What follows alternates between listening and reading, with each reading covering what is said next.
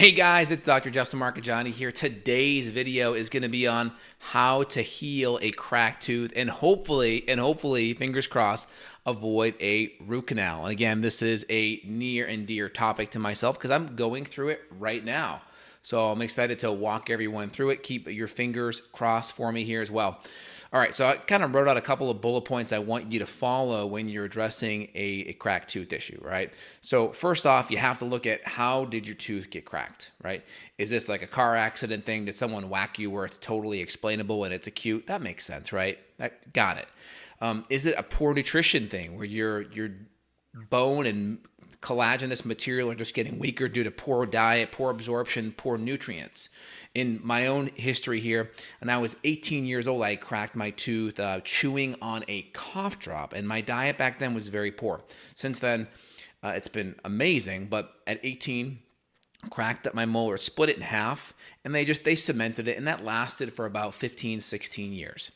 And about 5 years ago or so, I got a crown. I got a zirconia crown. And that worked fine for about 4 years until I was chewing on a sweet potato chip cracker on Sunday. And I'm like, oh, it's a little bit sore. I'm like, maybe something needs to be looked at with my crown. And it was a hard cracker. I'm like, just a little bit sore, like on a scale of 1 to 10, 10 being the most painful. It was like a 1 or a 2. I'm like, all right, I'll make a mental note on that. And then I noticed in the next day or two, I started feeling a little bit of sensitivity to temperature, cold and hot. I'm like, that's a little bit interesting too. So I went to the dentist. I reached out to a holistic dentist nearby, and I had him do a cone beam x-ray, which is like a 3D x-ray. It's kind of lower radiation, specific on that area. It doesn't affect the thyroid, none of that. So I was able to get that, and I could see there was a little hairline crack. Okay, little hairline crack. And the problem is, once that's there and cracked, bacteria can make its way in and start to irritate the nerve. Hence, the next step that tends to happen with a lot of these situations is you end up needing a root canal, right? That's what I'm trying to avoid. Trying to avoid the root canal, trying to avoid the serious infection. I'll kind of walk you through my thinking on what we're going to do to fix it. So with myself, this was a long-term issue that had happened over 20 years ago, and then the chickens had come home to roost, so to speak, from that injury where that was compromised. Now, the reason why the injury happened, according to the doctor, is the crown. So if here's my teeth, all of them, right? They're all smooth. The crown was just sticking just a little bit lower. So when I bite, instead of my bite being evenly distributed across the whole side of the mouth, the crown was hitting first, and that was putting more stress on the root of that tooth higher up. And so because that was down a little bit too low when I was biting, the crack came up a little bit higher in the jaw. I mean, I can't even feel any pain. There's no pain here at all. There's no pain here at all. It's just more sensitivity to cold and sensitivity to hot. And it can get a little bit aggravated when I do certain flushes. We'll talk about what I'm already doing and what my plan of attack is. So the first thing I always tell a patient, figure out what caused the injury and make sure the root cause is addressed, okay? Now, if it's an acute accident, you fell, you got hit, car accident, you already know what the issue is. It's not a repeating issue. In my issue, how did I address the root cause? Well, number one, there was previous trauma that had made that area weaker. Number two, the crown was set a little bit lower, and hence it was absorbing more of the force on that jawline versus being evenly distributed. So they adjusted that, and they did the tap testing with the paper and such to make sure it was smoother and being more evenly distributed. So I feel like we have the underlying root cause already addressed outside of that issue being a little bit weaker from the past. So let me kind of pull up my algorithm here. We're addressing the underlying cause, right? How did the injury happen? Check mark, okay? Monitor progress. So I got a cone beam x-ray because I want to see and be able to watch and know what's going on. So if I need to, I can go back and I can see how things are progressing. Are they getting better, right? Of course, I'm worrying about a potential root canal.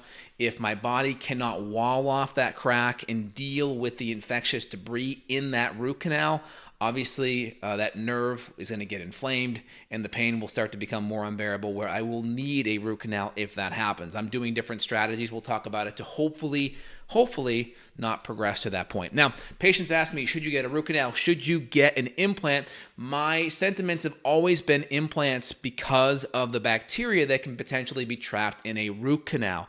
Now, I spoke with a good holistic dentist who's been in this field for 30 years. He said, hey, Dr. J, I have the same opinion as you up until the last 4 or 5 years ago. I said, well, tell me what happened 4 or 5 years ago. He said, well, they started using laser technology. So after they do the root canal, they would clean out the root canal with a laser. And then, I'm like Austin Powers, laser, they clean it out with a laser, and then they'd seal it up. And so they used to seal it up with all this debris still in there, which was a breeding ground for bacteria. Now they seal it up with a laser first, cauterize it, clean it out, sterilize it, and then fill it. So the laser end stage protocol is allowing all that dead stuff to be totally removed, incinerated, and essentially provide a very sterile environment so bacteria can't grow, and so viruses can't live. So that's the big issue. So I'm potentially, if I have to go, I may go to the root canal based off some of this new information. I always said I would go to an implant, but my opinion is changing based off of the best practice protocols with some of these new endodontic procedures for treating root canal. So something to keep an eye on. So next step here, what am I doing for inflammation? So I'm doing liposomal curcumin. I'm doing that. That's very, very helpful. I'm also going to be doing some Boswellia essential oils. Very, very helpful. I have a 200 milligram of gluten-free, dye-free ibuprofen if and when I need it. I've been doing about 200 milligrams a day. That's all I've been doing. I don't really need too much, but I'll pull it out every now and then. So that's a big thing that's been helping. I also have some homeopathics that are helpful that treat nerve pain and bone pain. So I'm doing a couple things just to keep the inflammation down. I mean, I'm talking all day. I'm trying to keep like more bone broths, more collagen, more gentle things. I'm going to go have 5 pasture-fed, free-range eggs, make a small little omelet, just so it's gentle. It doesn't hurt to chew, but I just want to keep the pressure and the potential inflammation on the joint down. That's really important. Treating the infection. So how am I treating the infection? So one of the first important protocols that I'm utilizing is I have this awesome Swish de Coco. It is a coconut-based oil pulling formula, which is excellent. It's got a little bit of cinnamon in there as well. So I'll put that in there, and I'm going to flush my mouth, just kind of like swish it around for about 10 minutes. And I'm doing that 4 or 5 times a day. So my protocol is I'm doing this, which is wonderful. You can just do a thing of coconut oil. That's cool too. I'm doing 5 drops of On Guard essential oil. The clove that's in there, very antimicrobial, very anti-inflammatory. It's got some lavender as well. It's got some orange peel. It's got some rosemary, eucalyptus, a lot of good anti-inflammatory, antimicrobial. And I'm also doing about a tablespoon of silver. I have my GI Clear 3 as well. I ran out, so I had this in stock. So I'm doing some silver along with that. And I'm also doing silver intermittently in between. With this concoction, though, I'm rinsing and swishing for about 10 minutes. And I'm spitting everything out, and I'm rinsing my mouth out. Because the goal is that the oil is going to pull out toxins and bacteria and potentially harmful compounds. So I'm doing that to decrease the inflammation, decrease toxin load on that root canal, on that nerve, on that tooth, spitting it out. And then in between, I will take some silver by itself. I will take some shots of it in between and flush it a little bit. That's been very helpful. I did a little bit of hydrogen peroxide, which I've seen has been helpful, but it really irritated the nerve. For about 20 minutes, it was just like, it was humming. And so I may go back to that, maybe right before bed, taking ibuprofen before bed just to make sure my sleep's not being disturbed. But I'm trying to avoid that I did 1 ibuprofen this morning. I find it's the temperature stuff that gets me. So extreme high or extreme cold, it just takes that nerve and it just aggravates it for like an hour. And if I'm thinking and having a talk with patients, I'm like, I got to keep that pain down. But overall, I've been able to mitigate it. So I'm only on 200 to 400 milligrams a day of ibuprofen. The goal is to give my body and my immune system, 1, the ability to heal that crack, and 2, for my immune system to fight the bacteria. Also, I'm doing my GI Clear 4 and GI Clear 1 to help knock down the infection. So 4 has golden seal in there. It has some berberine, some olive leaf. GI Clear 1, the stomona in there, and the yarrow. Yarrow has a history of being very good for tooth infections, which is great. I may also just do a very, very clean, high-quality whiskey where I just sip it over an hour. Clean whiskey has been very good, has good history of being a great sanitizer and a natural anesthetizer. So that could be helpful. Again, that's just going to be a quick palliative thing, but I'm doing a lot of other things. My GI Clear 1 with the Stamona is very helpful, and the 4 with the Golden Seal. So I'm ratcheting that up a lot. Now, on the healing nutrient side here, you can see vitamin D and K2 is at a very, very high level, 20, 30,000 of D, and I have an equivalent amount of K along with it. I'm doing a couple tablespoons of cod liver oil, which is very high in vitamin A per day. I'm also doing a lot of vitamin C, some collagen as well, and I do have a collagen, bone marrow, cartilage, bone matrix formula that I'm also using from Ancestral Health Solutions, Ancestral Health. It's just raw material for bone and cartilage, just to provide extra building blocks on top of that. I'm doing a veal bone matrix powder I'm taking right now from a standard process that I give my son every morning, but I'm going to do the bone matrix as well from Ancestral. So that's what I'm doing right now to kind of work on it. So 1, what's the underlying cause? We got it, right? We know what it is. 2, the mechanism's also fixed too, which is the crown being set a little bit lower.